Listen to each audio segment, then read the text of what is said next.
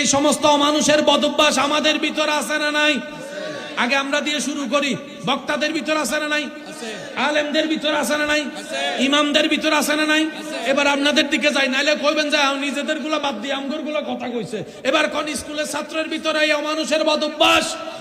কলেজের ছাত্রের ভিতরে, শেষ বালজার জোরে জোরে বলেন, ভার্সিটির ছাত্রের ভিতরে, এলাকাবাসীর ভিতরে, ডক্টরের ভিতরে, ডাক্তারের ভিতরে, ইঞ্জিনিয়ারের ভিতরে, এমপি মন্ত্রীর ভিতরে, সাধারণ মানুষের ভিতরে, ড্রাইভারের ভিতরে, ফার্মেসিওয়ালার ভিতরে, শিক্ষকের ভিতরে, বাপচাচার ভিতরে, জেরানানার ভিতরে, আবু বকর সিদ্দিকের ভিতরে।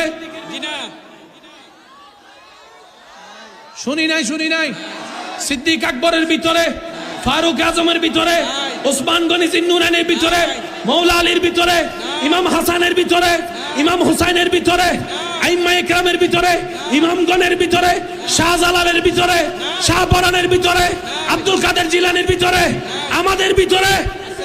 পার্থক্য এখানে আমাদের চরিত্র দেখে আমাদের মা কয়, তোদের মতো সন্তান ফেটে দইরা। কেন আমি বলবো, আপনারা বলেন না, তোর মতো সন্তান ফেটে দইরা।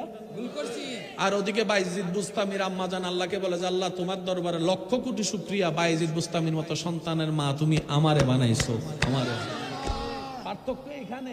ঝগড়া করে আপনি জায়গা পাবেন, জান্নাত পাবেন না। অস্ত্র দিয়ে জায়গা পাবেন, জান্নাত পেতে লাগবে ভদ্রতা, নম্রতা, উদারতা। এবার শুনুন, এটা কি? এটা কি? পানি। কে বলছেন পানি, কে বলছেন বোতল? কে বলছেন পানি, কে বলছেন? দুটোটাই তো সঠিক। ঝগড়া করার দরকার। রাইস বলেন আর ভাত বলেন, ওয়াটার বলেন আর পানি বলেন, এটা কি দেখা যায় কি যায় না?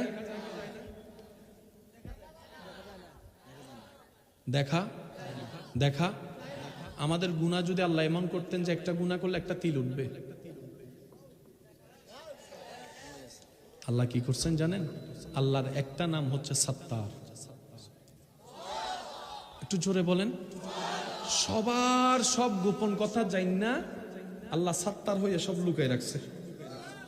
সেজন্য সমাজে আপনি আমি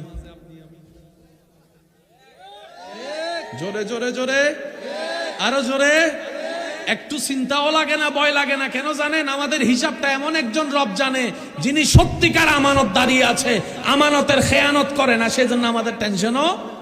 আর বন্ধুর একটা খবর যদি আরেক বন্ধু জানে, 19-20 হইলেই